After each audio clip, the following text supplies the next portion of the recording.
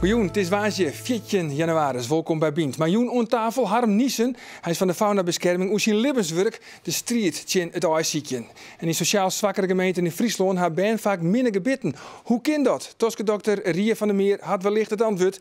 En vind je het leuk om verhalen te schreeuwen die dan echt nog verfilmen worden? Onder Popkema van het Schreeuwersboen is de organisator van een verhalenwedstrijd. Die molen van die bewondermolen. Ik had de broek er vol van. Maar ik had nou de oplossing voor mijlen. Wier op een jaren saaien. Ja, dat wie de winnaar van vorig jaar, Aantjelle Soeboer, maar het verhaal over de deergraver en de mollenvanger. Maar Orne is eigenlijk elk verhaal. Leent hem dat voor een verfilming? Ja, dat zou een vraag van regisseur wezen, denk ik. Maar mijn antwoord is, als het een goed verhaal is, dan denk ik het al, ja. Dan kind het haast altijd. Denk ik wel. Ja. Oké, wij toch het eerst met het nijs van Joert. Want komt er definitief een eind aan het leerpijszieken in Friesland? Dat is de vraag. Nadat de Rie van Steert Joert oordeelde dat ontheffing van de provincie voor eerst net gildig is. Nevens het hoogste rechtsorgaan had het provinciebestuur net goed onderzocht of het wel goed gaat met de liep. Harm Niesen, vastzitter van de faunabescherming, welkom. Ja, u bent eigenlijk al heel erg lang bezig om dit verbod te realiseren. Hoe lang eigenlijk? Klopt, volgens mij 38 jaar. Dus u kunt wel zeggen, dit is echt uw levenswerk. Nou, ik ben er natuurlijk niet de hele dag mee bezig. Maar ik ben wel heel erg blij. En misschien heb ik straks wat meer tijd voor andere dingen. Ja, want u bent echt een terrier, een pitbull. Is dat zo? Ja, in ieder geval dat vind ik zelf niet. Nee, maar u, omdat u al zo lang mee bezig bent. Ja. U bent in ieder geval een volhouder. Ja, dat wel. Maar ja, dat heb je als je ervan overtuigd bent dat je gelijk hebt. En misschien is dat wel een beetje een merkwaardige eigenschap van mij. We zagen vandaag ook in het nieuws in Joert zo net de gedeputeerde Johannes Kramer en de Renat Algra van de BVW zwaar teleurgesteld. Voor het eerst eigenlijk dat ze zeiden, ja, dit zagen wij totaal niet aankomen. Was u eigenlijk aangenaam verrast?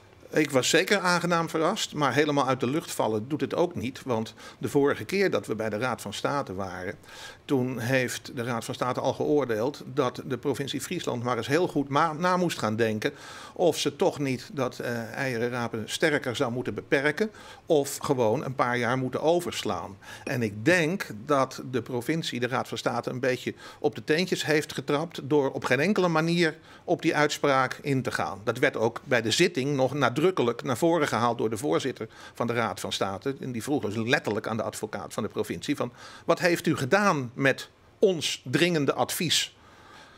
Nou, dat was dus niks. En daar werd ze bepaald niet blij van. Nee, u bent dat zei u net, 38 jaar bezig met deze strijd. Zullen we even kijken naar een korte compilatie? Wij willen dat er eerst een uitspraak komt van de Nederlandse rechter. Heel Nederland vindt dat het een schande is dat dit gebeurt. Heel Nederland.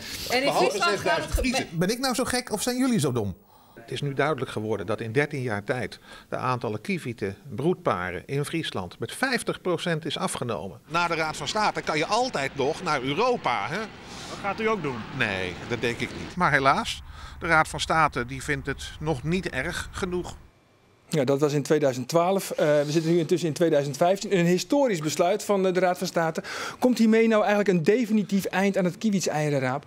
Ja, als ik de gedeputeerde goed beluister, dan gaat hij, net als ik, nog gewoon door. Dan heeft hij nog hoop dat er voldaan kan worden aan de hele strenge eisen die de Raad van State gesteld heeft aan de toekomstige eierrapen. Ja, maar ze zeggen ook heel nadrukkelijk, de deur lijkt nog op een kier te staan. Maar ze zeggen, voorlopig mag er niet geraapt worden. Ja, dat is zo. Maar dan moet er dus blijken, heel in het kort gezegd, dat in het overgrote deel van Friesland, wat beheerd wordt als gewoon weidegebied, dus zonder beheersovereenkomsten of reservaatsbeperkingen, dat daar de kieviet nog steeds een heel belangrijk deel van de weidevogelgemeenschap uitmaakt. En naar onze stellige overtuiging gaat de kieviet juist in dat reguliere grasland ontzettend achteruit.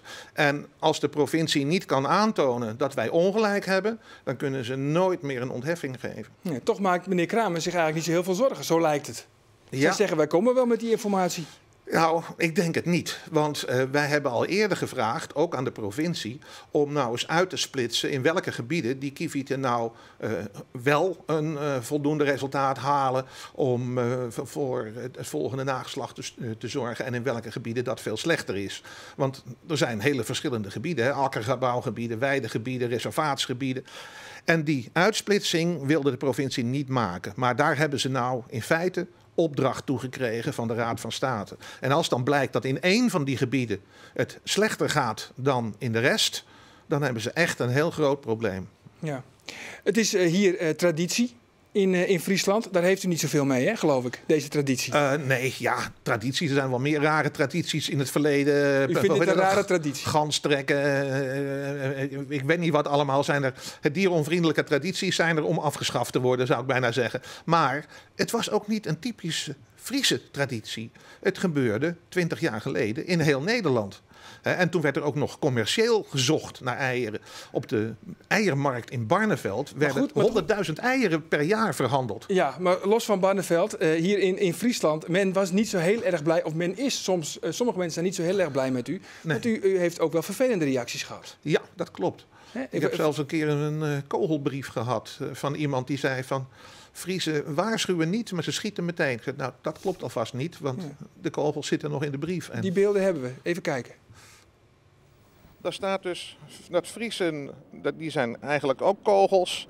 En wij waarschuwen niet en schieten direct. En dit is duidelijk van iemand die niet leuk vindt dat ik probeer te voorkomen dat er nog verder kievietseieren geraapt worden. Gezoeken, dat is wat anders, maar geraapt zullen worden in Friesland. Ja, ik bedoel, u ziet het niet als traditie, maar begrijpt u, ja, een kogelbrief is van een hele andere orde, maar begrijpt u de emoties hier bij ons in de provincie? Nou, aan één kant. Het zoeken van nesten, dat kan een hele leuke bezigheid zijn. Al mag ook dat niet, zelfs als je ze laat liggen. Maar een van de oplossingen zou inderdaad kunnen zijn dat men doorgaat, als dat echt niet anders kan, met het zoeken van nesten op een beperktere schaal, hoop ik dan wel. Want ook het zoeken van nesten is schadelijk voor die kieviet. Dat wil er nog steeds maar niet in bij een heleboel mensen. Als jij door een weiland gaat lopen, dan word je in de gaten gehouden door kraaien en meeuwen die zien wat jij daar gaat doen. En die vinden dus ook die nesten. De sporen die jij achterlaat in een weiland worden gevolgd door ratten, door egels, door hermelijnen, door bunzingen, door wezels. En die gaan ook naar die nesten toe. En dat betekent dat, ik hoor steeds maar in Friesland, die nazorg is zo belangrijk. Nou, daar is onderzoek naar gedaan. Sofon Alterra, wetenschappers hebben daar 4 jaar onderzoek naar gedaan. En die zeggen, weet je wat de belangrijkste oorzaak is van het verloren gaan van die nesten? Dat is het nazoeken. 30% van de nesten sneuvelt door het nazoeken. Dus eigenlijk het argument van de provincie en ook van de BNVW, dat die zeggen van ja, die hele nazorg, we zijn bang dat mensen dat nou niet meer gaan doen. Daar bent u eigenlijk helemaal niet zo Daar ben ik helemaal niet rouwig om. Kijk, ik weet dat dat argument. Dat is dus door officiële wetenschappers, die hebben daar 4 jaar aan gewerkt. Maar dat werd keihard ontkend door de BNVW. Die zeggen gewoon van ja, dat zijn domme Noord-Hollanders en zo. Die weten niet hoe het moet. Maar wij hier in Friesland, bij ons gaat geen 30% van de legsels verloren. Nee, in ieder geval bij u kan vandaag de vlag uit. Zo is dat. Gewoon meesken, zit het sammeljen echt in het bloed? Dan heb ik net hoe leer en kunnen neer wat voortsmieten. Aas deel 3 van uw riegen hoe meesken mij een sammelverslaving. Maar een flesje Ranja op bed. Of toch nog gauw even een chocolaatje voor het sliepen gaan. Het klinkt misschien onschuldig, maar het zorgt bij Ben voor een explosie ongodjes. Zo kan het voorkomen dat het volsluitende gebied van een 3-jarig bandje lutsen worden mat. Vooral in sociaal zwakkere gebieden in Friesland speelt dit probleem. TNO en Universiteit van Grace en Toske Dokters binnen een project begonnen hier Chin. Ria van der Meer, Toske dokter, je hebt een praktijk in Boetenpost. Ja, Sorry, excuus. Ja, dit klinkt echt als een schrikbeeld, hè? Is het echt? Nou, het is soms wat we zien is ook een schrikbeeld. We zien gewoon dat binnengebieden, met name binnen van 2 uur achteruit gaan. Hoe kan dat? Ik denk dat het een groot deel onwetendheid is. En ik denk dat we... Onwetendheid van de ouders? Van de ouders bijvoorbeeld. Want sommige ouders denken, nou, dat ik een heel iets beetje ranja in dat flesje door. Dan kan het net volle kweer. Maar ja, een lies beetje ranja is eigenlijk hetzelfde als gewoon ranja. Dus ja, ik denk dat we gewoon bij een sabotiert mogelijk bij de toskendokters krijgen moeten en ervoor zorgen moeten dat we ouders echt gericht instructie houden over eten, drinken, hoe te poetsen, bij mij te poetsen, hoe vaak te poetsen. En hun derde keer begeleiden. En dat we dan het aantal gatjes bij de met name jonge benen hopelijk terugdringen kunnen. Ja. Ik moet trouwens eigenlijk beginnen met een hele orenvraag. Want normaal gesproken heb ik het zelfs strijgasten aan tafel. Joet hebben we de fjouwer. Want waar is dit? Dit is Ali. Ali die gaat eigenlijk oor om mij zinnen. Die gaat ik naar de squalm om poetslessen te gaan. Ik verzwaar hier op ouderen, op squalm en kressen, peuterspeelzalen. Ik voorlichting vooral, dus doe ik het verhaal. En dan hebben we Ali eigenlijk altijd mee. En de benen in de praktijk, die ben al eens slug met Ali. Dus Ali moest even op televisie natuurlijk. Ja, en bij deze, daar zit Ali gewoon op tafel. Maar van het voorbeeld wat ik joeg, een bandje van 3 uur van het hele gebied Lutsenwurmat. Hoe uitzonderlijk is dat? Ja, dat is dat dan het hele gebied Lutsenwurm, maar dat is best wel uitzonderlijk. Maar wij zien toch wel dat gemiddeld bij 40-50% van de 4-jarigen het gebied net meer gatievrij is. Dus ja, dat is toch wel haast de helft van de band had gatjes onder de 4 jaar. En waar is dat dan vooral? In achterstandsgebied?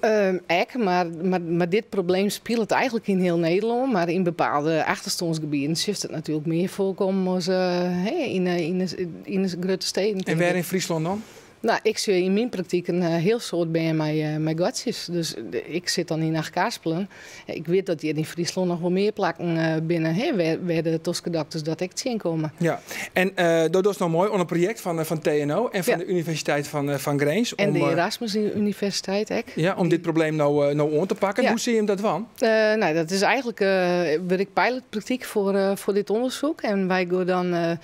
we hopen samenwerking te krijgen met de consultatiebureaus en de verloskundigen.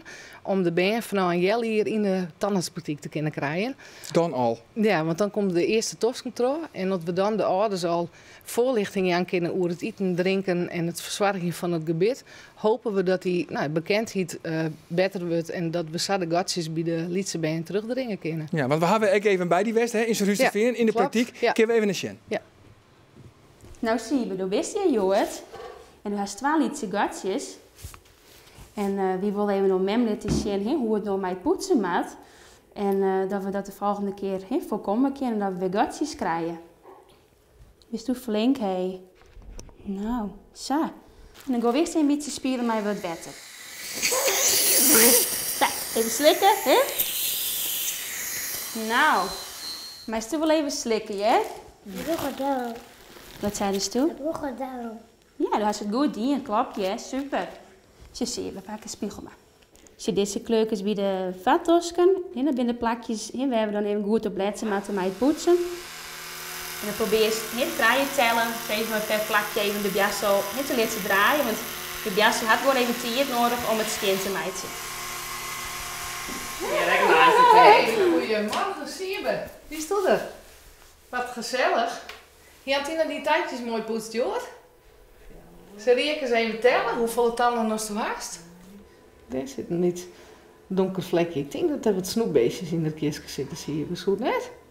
Ja, het is wel zaak dat dit even een keer repareerd wordt. Sowieso dat we even een verhaaltje even door over het eten en het drinken en de gewoontes steeds maar hier in zien. En dan bist u het weer kleer, hij. Ja? Hij is supergoed in best die, hè? Nee, ik vind het een heel goed ding. En ik ben heel proud die een heel soort van leren kennen. Ik ben zelf tandartsassistent en wij weten natuurlijk heel goed wat wij doen moeten. Hij is hier mij geboren, maar ben ik een heel proud ben, dit komt het op deze leeftijd een heel soort voor. En dan vind ik het heel goed dat ze die best zal leren. Ja, Ria, wat is nou het verschil van hoe Jim het doggen in vergelijking met hoe het orentoskendokter ze doggen? Nou, het grote verschil met dit onderzoek is ook dat is net voor het ingreep steeds maar bij ben en dat we afstappen van de standaarden. Dus we jouwen net meer standaard 1 keer per jaar fluoride. We sealen net, beschermen je net standaard. Maar dat helpt al je net? Nou, ik wil net zeggen dat het helpt, maar ik denk dat het individueel bepaald moet worden. Dat ben ik de nieuwe richtlijnen die het Ivoren Kruis uitdoen had.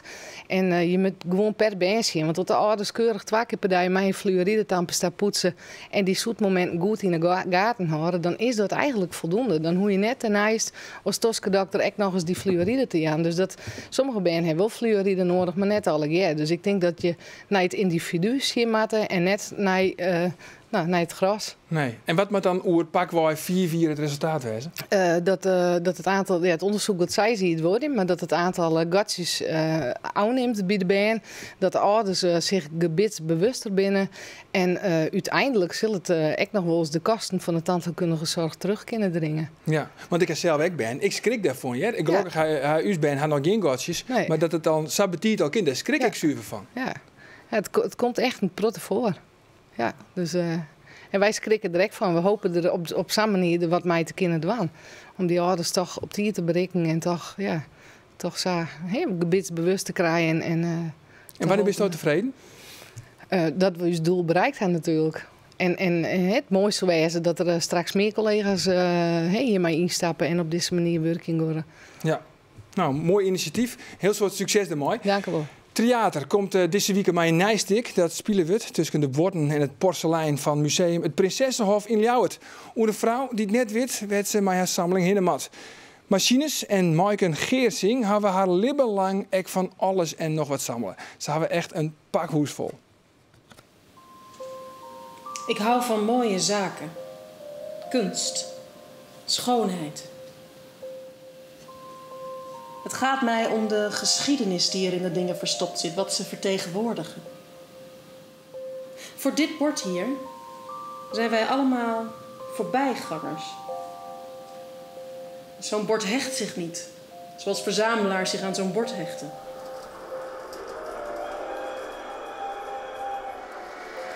En dan heb je hier nog een trein, die laat ik ook rijden nu. Dat is een oude Oost-Duitse lok, die rijdt in het Hartsgebergte.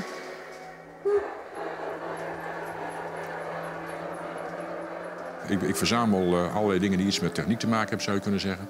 Dat begint met auto's, die zijn natuurlijk volumineus nogal groot. Maar er zijn ook kleine dingen bij. Radio's ben ik mee begonnen. Ik ben met fotografiecamera's zelfs mee begonnen. Treinen en sinds kort ook Meccano. Naaldenkokers. Ik heb een hele collectie naaldenkokers. Nou, ze zijn allemaal anders. Het is onvoorstelbaar. Klosjes. Ik heb een hele collectie klosjes.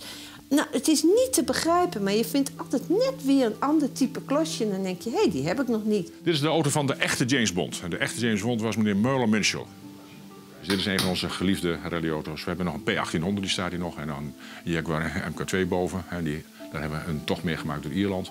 Dus met de auto's die hier in deze garage staan, rijden veel Europese en internationale rallies mee. De rasverzamelaar die is echt altijd bezig op zoek en te struinen en overal bij langs. En te kijken van, nou, dat heb ik nog niet. Of, ja. Met deze auto hebben we ook laatst een tocht gemaakt door Italië. Helemaal naar Sicilië, Sardinië en Corsica. Ik ben altijd erg geïnteresseerd wie heeft wat. Bijvoorbeeld Henry Ford, dat vind ik een interessante man. Andere Citroën was een Nederlander, hè? Dat weet je misschien niet, hij was Nederlander. Was zoon van een Joodse diamanthandelaar in Amsterdam. En hoe is hij nou in die autowereld terechtgekomen? Dus ook, dat soort dingen, dat vind ik het meest interessante. Dit zijn van die kussens waarvan ik net vertelde dat je die, nou ja, in de periode dat wij naar Frankrijk gingen, kon je die relatief goedkoop kopen en vond je ze zelfs van langs de kant van de weg. Er zijn ook impulszaken ook bij geweest, moet ik zeggen, die helemaal niets gepland waren en die opeens gebeuren. Kijk, moet je kijken. Allemaal verschillende klosjes. Elke streek, elke land. Verzamelaars moet je wel een beetje binnen de perken houden, want er zijn geen grenzen eigenlijk. Hè? Soms dan denk ik wel eens van, nou, dat heb ik nou wel. En dan zegt hij tegen mij, nee, dat heb je niet. Zo'n kussen heb je nog niet. Dit is ook het verhaal waar is de moord in de Orient Express in gebeurd is. Dat is in een van deze wagons. In zo'n poelmarijtuig, let op, hij maakt een hoop lawaai. En daar gaat hij. Ik vind het wel leuk om, dat ik ook wat kan nalaten voor mijn eigen kinderen. Een stukje van mijn hobby, wat ik verzameld heb, dat ik dat toch nog door kan geven. Ik denk niet zozeer aan mijn dochter, maar wel aan de kleinkinderen.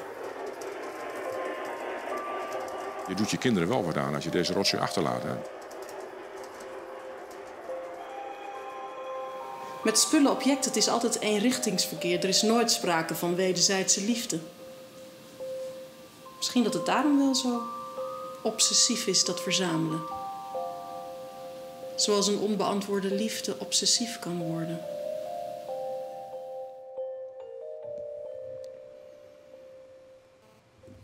En wil je ook naar het theaterstuk Brekbeur? Like ons dan op uw Facebookpagina en maak je ons op 2 kaartjes. Hokker Scrouwer wil het nou eens net. De verfilming van zijn eigen verhaal. En die komt nou wel heel dichtbij. Want het is een van de prijzen van de Frieske Verhalenwedstrijd die Sjoerd uiteenzet. Om tafel een van de organisatoren, Anne Pokma van het Scrouwersboen. Een nieuw aspect is dus dat het verhaal van de winnaar wordt uiteindelijk verfilmen. Ja. Hoop je hem op deze wijze echt vooral jonge Scrouwers over de streek te helpen? Ja. Eens vol, want waar wil dat nog net? Maar net alleen nog jongen, ja, gewoon beginnende screws. Dat kennen dus ook oudere mensen die het nog net zo vaak schreeuwen. Maar ja, dat is toch wel een oortruun om het dus te bezieken in ja. Ja, maar zou het begin wijzen kunnen van een verneemde scrouwerscarrière? Ja, waar zelfs is er. Je moet in het begin al iets filmpjes zien van Angela Soepboer, die het verneemt dus misschien nog een beetje een groot woord, maar absoluut daar hier heel goed aan de diktimmer had.